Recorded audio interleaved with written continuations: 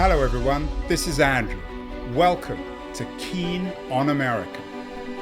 On July 4th, 2026, America will be 250 years old. An anniversary that will, no doubt, be greeted with a mixture of celebration, contemplation, and resignation. In Keen on America, Andrew talks not just about the American past and present, but also speculates on its future. What, Andrew asks, will be the 21st century fate of this now venerable American republic? Hello everybody, it's Saturday, November the 29th, 2025, almost December. Dark days ahead and dark days perhaps for American business. There was a very interesting piece this week in The Economist about the use of AI in corporate America in particular. The investors expected AI use to soar, the Economist reports, but it's not happening. Business seems frozen. They're not using AI. And I wonder whether perhaps they read an interesting piece in the latest edition of the Harvard Business Review by my guest today, Christopher Marquis. Is this a moment for strategic hibernation, he asks, or perhaps suggests to corporations caught in the headlights like deer and all the political, economic, and cultural traumas of late 2025. Chris, congratulations on the piece. Very intriguing, very counterintuitive in some ways. Great. Well, thanks, Andrew. Great to be with you. What's your take then? I mean, you're not an AI expert, although I'm sure you're a regular reader of The Economist. Sure. What's your explanation of why businesses, according to The Economist at least, aren't taking up AI? Do you think they're a little shocked? After all, AI is the thing that's supposed to, on the one hand, transform business, but at the same time, perhaps undermine everyone's jobs and destroy many conventional businesses. Yeah, I think part of it might be just that AI has been overhyped. Maybe the expectations people have of how transformative it'll be, might be a little bit ahead of what actually can be done. And so, I mean, that gap could just be because so much of what you read, so much of what sort of NVIDIA, OpenAI are out there promoting actually may be more than what is possible. So it's just is that possible, Chris? That that AI has been hyped, and who would have thought of that? Who would have thought of that? Exactly. Who could ever imagine all those billions or trillions of dollars going into this new technology? You teach business at Cambridge University, although you're talking to me today from New York City, where you spend some of your time, and you really focus on this intersection of politics, culture, and business. You've written all sorts of interesting books. You have a particular specialization in China. Are we living, Chris, in particularly turbulent times? It seems as if every time you ever open a newspaper these days, you hear about turbulence. But I wonder whether that hasn't always been the case. Everyone always imagines that they're living through a period of great change. Or is the world in late 2025, is it unusually turbulent? I do think it is unusually turbulent. I think you have obviously the geopolitics angle. I think Trump, Xi Jinping, China. Who is Trump? This fellow. This fellow Trump, yes. So I think that actually really stirs the pot geopolitically. I think you have these transformative technologies like AI too. Certainly it is overhyped, but I do think that it is going to have a big impact on the future of work. And I think companies, if you think about tariffs, AI, this creates a lot of uncertainty for them. You teach business school at Cambridge, so you're getting ready the latest generation of business leaders. As a teacher, do you think you need to prepare your students for a turbulent world? In other words, you're better off teaching resilience than economics at business school? I think definitely. I mean, I think that so a lot of the things that I teach are in the sustainability area, broadly speaking. And I think this is another situation where we have, climate disasters, emergencies, while at the same time, many companies and states are pulling back. I think if you look 5 years ahead from now, 10 years ahead, I think that business is going to be faced with a lot of situations where resilience, adaptation is important. And so one of the messages I do give my students is that, they need to be thinking about these topics because they're really sort of the phenomena that will define their careers. Business leaders, Chris, don't need me to tell you this, are supposed to be risk takers. They're supposed to be entrepreneurial, even in big corporations. But are you arguing in this latest piece in the Harvard Business Review, your piece about strategic hibernation, that this is a time not to take risks? I think yes. Actually, that's a good way. That's a good way to put it. And I think particularly on various maybe politically controversial issues.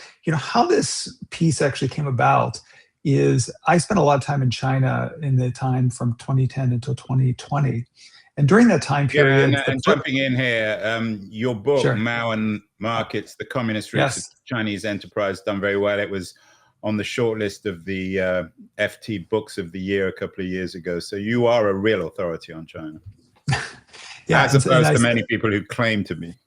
Thank you for saying that. Although to be honest, I haven't been there since COVID, so I think my speciality there might be declining. But certainly for the time period between 2010 and 2020, I spent about 3.5 years there, working, interviewing with a lot of corporate leaders, governmental leaders, and as the political and economic environment got much more sort of constrained by the Chinese Communist Party during that time period, you saw some companies really have challenges because they were used to a much more open environment, and they continued speaking out, and then would get sort of slapped on the wrist, or to put it mildly, I mean, slapped everywhere but the wrist. Exactly. Slapped around. Slapped down, maybe. Yeah, the most sort of prominent and obvious example of this was Jack Ma. He was the entrepreneur, co-founder of Alibaba. One of the most prominent, if not the most prominent business person in China. His fintech company, Ant Financial, was about to go public, and he said some things that were disparaging of the Chinese regulators. And they said, well, we're going to cancel this IPO. It's going to be the biggest IPO ever. We're going to cancel this IPO, and we're going to deter you for a year. And we're going to cancel Jack Ma. Go away, Jack. Exactly. You write about this in the piece on the 2020 China crackdown. I'm guessing that Chinese entrepreneurs and Chinese corporate leaders are much more experienced in dealing with this kind of state-led turbulence. You're never quite sure how Xi will wake up in the morning, whether he'll wake up in a pro-corporate or anti-corporate or pro-tech or anti-tech mood. Yeah, exactly. I mean, I think that sensitivity of sort of how to speak out, when to speak out, when to keep quiet, is something that has been sort of ingrained within the Chinese leadership. Although I think, as you mentioned, that line changes over time. So and maybe it changes depending on how Xi Jinping gets out of bed. But I think that the Chinese certainly have a better sense of it. Multinational companies, though, do not. So one company that I took students to visit in late 2019 was the NBA. So as you may, the National Basketball Association, which is very, very big in China. And they had, in the interim from when we set up the meeting until we actually were there in Beijing in their offices, they actually had this situation where they sort of got canceled in China. One of their general managers for the Houston Rockets, which is actually a pretty well-known team in China because that's where I think it was Yao Ming, sort of this played. Even I know that, and I don't follow the game. Yeah, I'm not a huge basketball fan either, but visiting the NBA was always one of the highlights of the times I took students to China because, it is this very quintessentially American product, but has taken on this resonance in China, not just. So when you say you visited the NBA in China, you mean you went to their offices? So we went to their office, to their the China headquarters. met with their staff, and it's actually a pretty interesting place. They have this whole floor in one of the leading sort of leading towers in Beijing, and they have all this interesting basketball memorabilia. Students sort of love it. I mean, I've taken students to visit with the NBA a number of times. So we visited. It's interesting. They actually have basketball academies throughout China because they are trying to grow the game from the grassroots. And so they are helping Chinese students, actually learn to sort of excel and love basketball. They are part owners of the Chinese Basketball Association, which I think Yao Ming might be the sort of head of. So the NBA is pretty ingrained in the sports infrastructure in China. And because of this tweet, which this general manager of the Houston Rockets did in support of the democracy movement in Hong Kong, they basically, were taken off the TV. There are these images that I have in some presentations I give where, there's these giant billboards of LeBron James being taken down. So, we visited them and they said, basically, we should have addressed this situation a little bit differently. We should have actually been much more quiet. And what we're going to do is we're going to just maintain our core assets for this time period where we have to be quiet and then reemerge, which is what they actually ended up doing. And I think that they're doing they're much more. Although, Chris, you've written extensively on the morality of business. I'm sure Yes. at Cambridge, you teach classes on how to be a good businessman, both Right. in entrepreneurial terms and also in moral terms. You had a book, Better Business, How the B Corp Movement is Remaking Capitalism. Wouldn't this be a case where the NBA should have just spoken out in defense of freedom in Hong Kong and accept the consequences, and that's just the nature of things? Yeah, that's a really great question. I think it's something that I struggle with in this, and some of my more outspoken friends on the strategic hibernation piece have questioned me about it because, I mentioned the Chinese roots of this article, but really the timing of it and why I wrote it is because so many businesses in the United States that for so long were very active in climate and diversity discussions actually have pulled back in the Trump administration because it's something, where, you don't know where Donald Trump's going to wake up in the morning, what side of the bed, and maybe he's going to come after you. And so to me, what I think, clearly businesses, need to have their core values and what they stand for and believe in. However, sometimes they may not need to be as sort of forward and outspoken on those as other times. So the NBA, I think, Adam Silver, defended and the league defended that crackdown. But I think that the better thing is probably to have maybe sort of educated or had some communications with the staff around, or the staff of the NBA. Yeah, it sounds a little mealy-mouthed, Chris. Probably some of your friends or critics of the piece might have suggested the same thing. Sure. You write about the DEI issue and Trump in the piece. Most corporations, I'm guessing, they probably weren't happy about everything about DEI, but they probably believe in it in some way. So are you suggesting they just switch off the DEI tap, get rid of the DEI officers and pretend that we're back in the 1950s? Definitely not. So what I'm suggesting is that, actually maintain and build on sort of the core assets inside the firm. So companies maintaining their diversity, equity, inclusion, focus, but not be as maybe publicly assertive about that. You mean do it sort of secretly without being... Do it more, hibernate in some ways with the actions, yes. So do it a little more quietly. So similar to Jack Ma, don't be out there necessarily poking the bear, but continue with the actions. Like I contrast it with Tencent, which you probably know Tencent. They have Yeah. WeChat, which is a big social media competitor of Alibaba or of Alipay, and Ponyma and Tencent has always been much more quiet in its approach. Still, been very successful and accomplished a lot. And so, in some ways, I'm suggesting, companies, continue their work, but just be a little bit more quiet in this period of, not just uncertainty, but also unpredictability.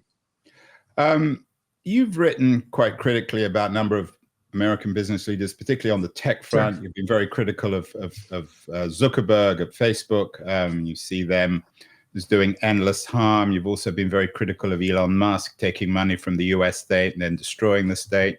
And you've also suggested that Bill Gates was not the first billionaire to try to save the world and fails for the same reasons other wealthy, arrogant men have. Do you have any models of corporate leaders who are navigating the choppy waters of late 2025? Are there people in or out of Silicon Valley, particularly in the US, who know what they're doing? I'm thinking aloud here, Chris, but sure. Tim Cook seems to know what he's doing, and he seems to have managed Trump on the one hand, but hasn't completely sold out in the way in which somebody like Zuckerberg or Musk has done.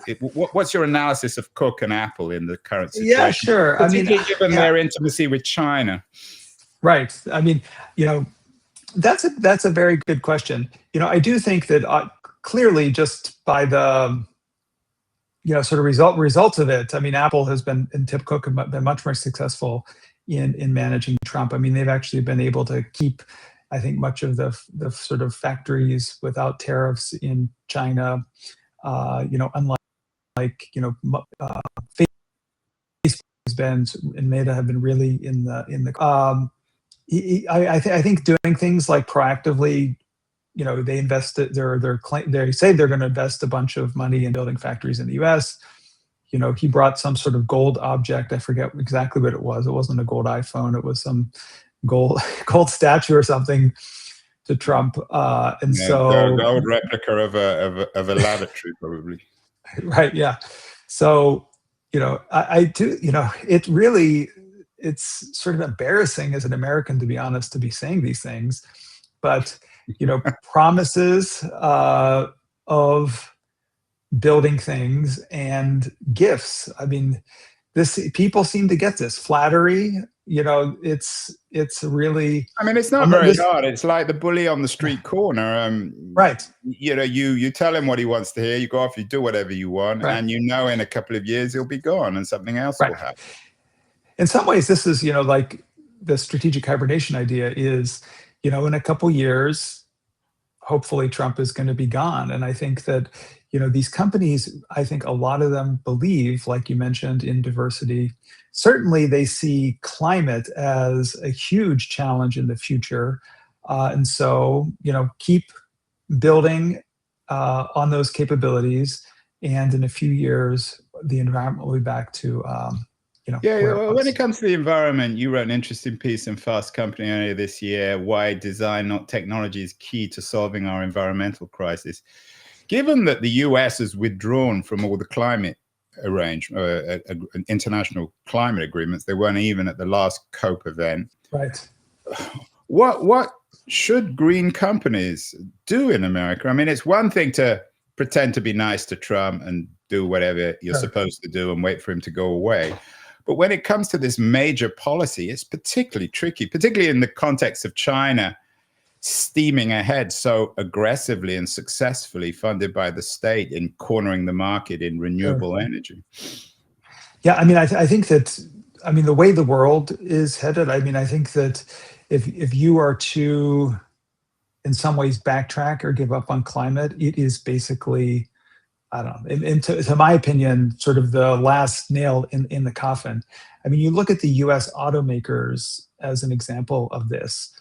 The world is going to electric vehicles, battery technology. As you mentioned, China is being very, is sort of in some ways leading that way. Obviously, Tesla, here in the US.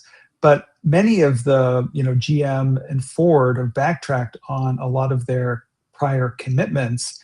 And you think about, in response to the Trump administration, I mean, you think about the rest of the world, Europe. I mean, the electric car penetration there is growing leaps and bounds. Latin America, Africa, when it gets Southeast Asia, everything's going to be electric, and we are in the United States going to be a small island of internal combustion cars, and the U.S. market is not going to be big enough to support these big three, so to speak. And finally, I mean, they've been in and out of bankruptcy or in and out of collapse for decades. I mean, there was in response to Japanese in the 70s and 80s, and then obviously the financial crisis, had to be bailed out. And I think this is going to be the final death knell of the U.S. auto industry, because they are taking the easy way out and following this anti-climate Trump policy. And the U.S. Is not going to have major automakers, except for Tesla probably, which is sort of a crazy company now. You talk about this strategic hibernation. I guess in a sense it's from the state. You're suggesting that corporations should express, I guess, a disinterest in the state, but the state isn't expressing disinterest in them. I mean, in this, what some people at least see as a post-neoliberal age, the Trump state is investing massively in companies like Intel. So can one strategically hibernate when the US is increasingly becoming, the government itself, the state, is becoming a major investor in American enterprise? I mean, don't you have to deal with that reality for better or worse? I mean, what would you say to the guys at Intel?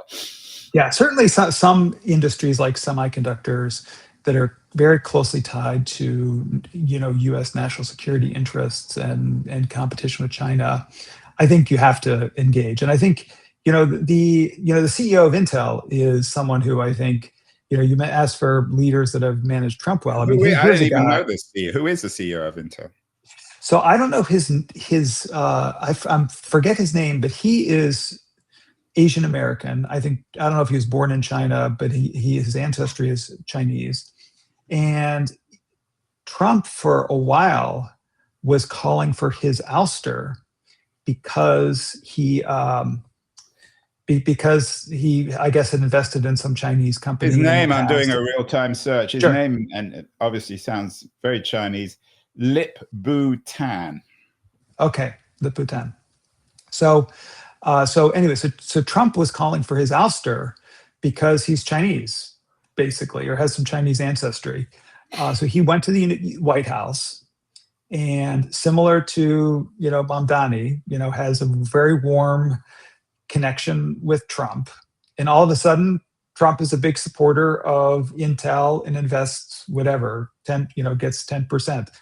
So I think that people that have managed Trump well are the people that I think have cultivated a personal one-on-one relationship with him. He's someone who seems to he'll say a lot of horrible things in his true social posts or to the media, but it does seem that if you're able to actually get with him one-on-one and have that type of, engagement, that he, warms up considerably. Yeah, I wonder whether you can overdo it. I mean, my sense is that Larry Ellison at Oracle has overdone it. And he's been in bed with Trump, literally, it seems, in some ways. Sure. For the last year. And Oracle seems a particularly vulnerable company particularly when it comes to the boom bust cycle in AI. I wonder whether Sure. Oracle might become, if not the Cisco, certainly one of the great casualties when the boom ends here, when the bubble is burst. Well, yeah, maybe, but you think about that. Ellison's son, and I'm sure Ellison is a big investor. In CBS, and was it NBC or yeah? I forget the sort of is it Paramount Touchstone?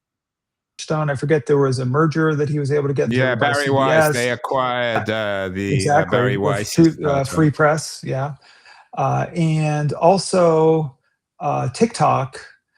Ellison is one of the people that is getting sort of TikTok handed to him on a sort of very cheap valuation. So I do think that whereas Oracle may be, I'm not sure of the future of Oracle necessarily, but I do think that Larry Ellison, the Ellison family, is making out quite well from their relationship with Trump. One of the things I liked about the piece is it was historical. You remind people of what happened in 1919 in the depths or the heights, it depends how you look at it, of prohibition and the way in which alcohol manufacturers responded. Tell me about what corporations in the 2020s can learn about the behavior of American companies in the 1920s. Sure. So the example I give there, and it's from actually some research that some former colleagues of mine when I was at Harvard Business School published on how a lot of alcohol companies during Prohibition pivoted and were able to stay alive by leveraging some of their core capabilities around, not brewing, but around, sort of use of water and bottling technology in order to make soft drinks and other, and other beverages. And in some ways, that's what that is they're sort of hibernating their alcohol making capabilities, so to speak, and able to sort of live through that prohibition period. And I think, similar to today, companies should be really thinking like, okay, what are the underlying sort of skills and values that we have? Let's not be very vocal about protesting or, or sort of, trying to engage the Trump administration in a negative way and ride this period out. You had an interesting review of a book on Patagonia in the Washington Post. You've also written and thought about the value of labels. I mean, what are companies like Patagonia supposed to do in this age when their brand is built, for better or worse, perhaps sometimes slightly dishonestly, on ethics, on doing the right thing? I mean, by definition, once they go sturm and don't criticize the current administration on DEI or on other issues, they're tarnishing their brand. They're undermining the trust that they've built with their consumer. Yeah, I think I think you're entirely right. I think for a company like Patagonia and many companies, I think it might have been Dr. Bronner's was one, or was. Yeah, I met the CEO of Dr. Bronner's. We had him on the show. Oh, great. Is it David Bronner or Michael Bronner? There's two brothers. I think Michael. Yeah. I've met with them and interviewed them as well. But yeah, it's very inspiring values that they have. So I think here there's a couple things that companies can do if actually the values are a really strong part of the business. So one, these companies I don't think necessarily should hibernate. I mean, actually having a voice is part of their core mission and core identity in the consumer marketplace. And Patagonia did this very much during the first Trump administration. I haven't seen them do it as much during this administration, but on the back of Patagonia, the tags on Patagonia apparel actually said like "vote the assholes out" or something like that. I mean, they, apparently, if you read, I'd seen that, but didn't know the story about it. But that's because Donald Trump wears a lot of Patagonia gear. Never goes outside. Exactly right. He plays golf. I don't think they make golf gear, Patagonia. Yeah, right. I hope not. Anyway. So apparently that story came about, or that tag came about because some factory employees decided they wanted to actually make a stand, and that was done without the sort of sanction or authorization by the Patagonia senior leadership. But it turns out that they ended up embracing it when it happened. So for those type of companies, I think that there is actually strength in numbers in some way. So if they can work together and work on specific issues. So Patagonia, for instance, at least in the first Trump administration, was very active in, there was a bunch of, in some ways, decommissioning of national monuments and worked on drilling in sort of wildlife areas that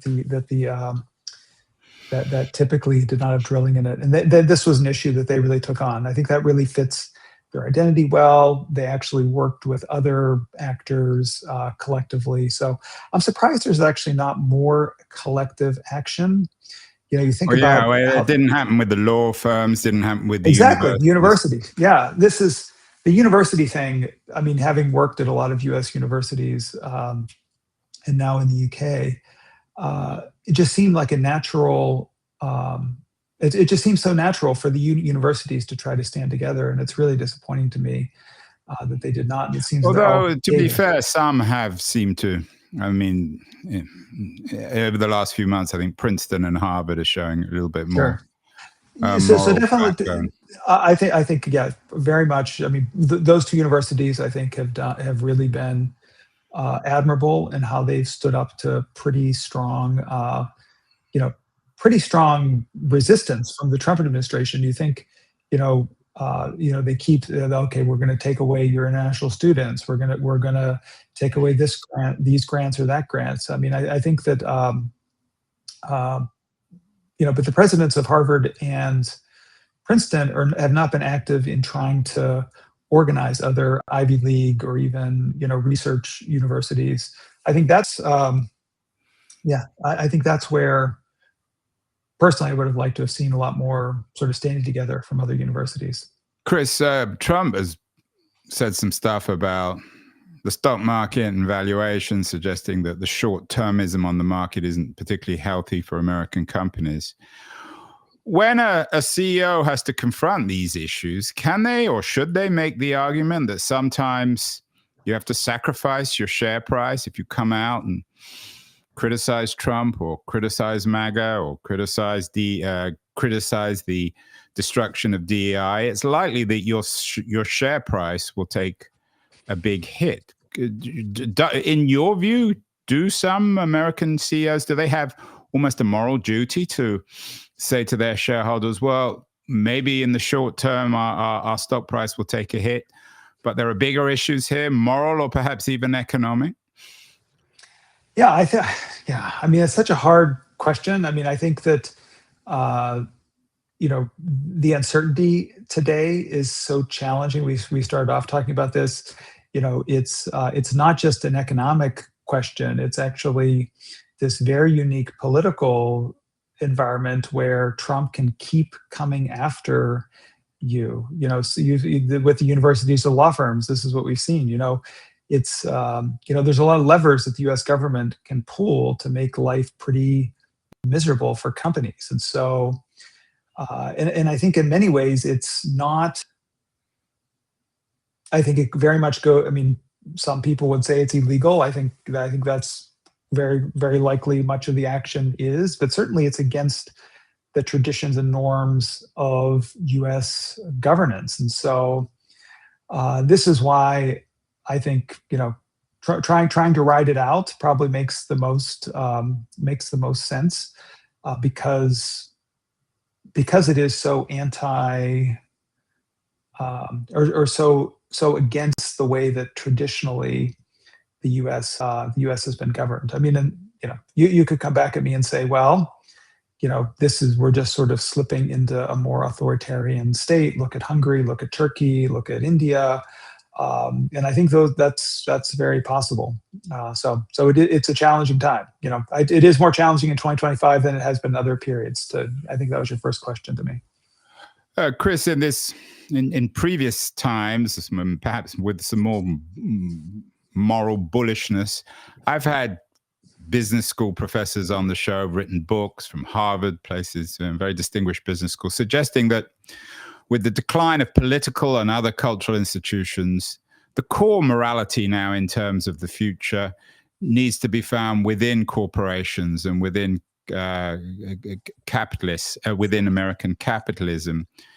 Is there any truth to that? Do you think that as America struggles to understand how to do the right thing, that business itself should still be perhaps a model where political institutions, other institutions are failing? Yeah, that's a very interesting question. I'll say a couple things about it. So one, I do think that the institution of business today, and as it's grown over the past decades, is larger and more powerful than obviously it's ever been. I think that's an obvious thing to say, but I guess what I mean by that is, for most of world history, the nation state, political leadership were sort of the largest and most powerful, maybe the church as well, most powerful institutions. But nowadays you have situations where, I just saw, I think it was Apple, like the Apple's market cap exceeds the GDP of the UK. You have companies like Walmart and Amazon, where their sales are larger than the GDPs of many, many countries. And so there is a situation where business as an institution has surpassed, in many cases, the state and other actors that would traditionally be looked to in this case. So that's sort of on the one hand. On the other hand, I think that if you look at the underlying values of business versus politics and the state, business is about private interest at its core. It's about delivering profits to shareholders, whereas the state is much more about, public interest. And so I think from that perspective, trying to count on business to lead the way has some contradictions and challenges, because it is fundamental. I mean, capitalism is fundamentally about private interest. So that's a challenge. Well, there you have it. Google famously came up with the mantra, do no evil. Maybe we should interpret that in doing no evil to one's corporate interests. Is this a moment for strategic hibernation? Christopher Marquis is slightly ambivalent, but I think he's mostly suggesting that keep your mouth shut, keep your interests in your pocket, and perhaps in 2 or 3 years, things will change. Chris, great to have you on the show. Maybe we'll get you back on, talk specifically about China. I'm very interested in the Chinese economic model, the engineering model versus the American legal model. Thank you so much. Great. Thanks so much, Andrew. Great to join you. Hello, everybody. Andrew back again. I hope you enjoyed that Keen on America conversation. And to add to both your fun and your enlightenment, we're adding a new feature to Keen on America. It's a Google LLM Notebook AI summary of what you've just watched and listened to. So stick around. You might have a little bit more fun and enlightenment. Enjoy. Today, we're diving into a really fascinating and maybe a little counterintuitive business strategy for the wild times we're living in. It's called strategic hibernation. So it all starts with this weird puzzle. We're in the middle of this massive technological revolution, right? But so many businesses just seem stuck, almost like they're frozen in the headlights. What is going on? The Economist recently highlighted this exact problem with AI. Everybody, especially investors, expected its use to just skyrocket, but it's not happening. And according to Christopher Marquis at Cambridge University, this isn't just about some overhyped tech. It's actually a symptom of a much, much bigger problem. And that problem, well, it's that we are living in uniquely turbulent times. And that's not just a feeling. There are some very specific forces at play, creating a level of uncertainty for business leaders that we really haven't seen before. So what's stirring the pot? Marquis points to 3 huge drivers. First, you've got these massive shifts in geopolitics, with unpredictable leaders who can change the rules of the game in an instant. Then there's transformative technology, like AI, which is creating all this uncertainty about what work will even look like in the future. And finally, there's accelerating climate change, which is forcing businesses to adapt in ways they never had to before. So, in a world that feels this chaotic, what is a business supposed to do? Well, this brings us to this novel, and maybe controversial, way to survive: the hibernation strategy. So what is strategic hibernation? Think of it like a defensive move. It means you publicly get real quiet about things that could be controversial, political stuff, social issues, environmental goals. But internally, behind the scenes, you keep strengthening your core business and your values. You're not giving up on your mission, you're just not shouting about it from the rooftops when the weather is bad. The whole mindset here is about one thing: survival. It's not the time for bold, risky moves. As Marquis puts it, this is a time not to take risks, especially when it comes to things that are politically charged. Now, where did this whole idea even come from? Well, this strategy was first really seen in action in the super volatile political climate of China, where the line between being successful and getting slapped down by the government can change overnight. This slide tells a really powerful story. Just look at the contrast. On the left, you've got Jack Ma, the founder of Alibaba. He spoke out, he criticized the regulators, and what happened? His company's massive, record-breaking IPO got canceled, and he literally disappeared from public view for a year. Now look to the right. That's Pony Ma of Tencent. He did the opposite. He stayed quiet, kept a low profile, and his company, it thrived. It's a really stark lesson in the risks of being outspoken in certain environments. And believe me, this isn't just a lesson for Chinese companies. Big multinational brands, American brands, have also had to learn this the hard way. The perfect example? The NBA. So here's how it all went down for them. It started with just one tweet from a team manager supporting the pro-democracy movement in Hong Kong. The backlash from Beijing was insane, and it was immediate. The NBA, this giant global brand, was basically canceled in China overnight. Games were pulled off the air, massive billboards of stars like LeBron James were literally torn down. The financial hit was huge. So what they do? They went into hibernation. The league went totally silent on the issue publicly. But behind the scenes, they quietly kept their core assets going, things like their basketball academies and their partnerships. And you know what? After that quiet period, they managed to successfully reemerge. So, okay, why does a playbook for operating in China matter everywhere else? Well, because these exact same lessons are becoming incredibly relevant right here in the United States. This isn't just some foreign strategy anymore. And what's wild is this isn't even a new idea in America. I mean, think way back to Prohibition in the 1920s. All of a sudden, brewers couldn't legally make alcohol. So what did they do? They put that core skill into hibernation. They pivoted. They used what they were good at, bottling, using water, and they started making soft drinks just to survive. Then, once Prohibition was over, they were right there ready to start brewing again. And that is exactly what we're seeing today. In the face of political backlash, a lot of U.S. companies are publicly backing away from their DEI initiatives. That's diversity, equity, and inclusion. We're seeing the same thing with ESG goals, environmental, social, and governance stuff. The work might still be happening internally, but all the big public announcements and the marketing, it's gone silent. So what does this actually look like in practice? Well, there's sort of an unofficial playbook that's emerged, and it's been pretty well demonstrated by leaders like Apple's Tim Cook when dealing with unpredictable political figures. It's all about cultivating those personal, one-on-one relationships, promising future investments in the US, and even using a bit of flattery and gifts.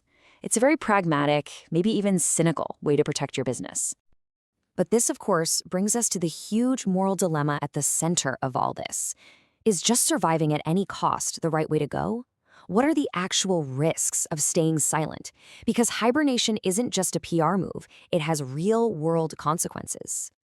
And here's the crucial follow-up question. Is this a one-size-fits-all solution for every company out there?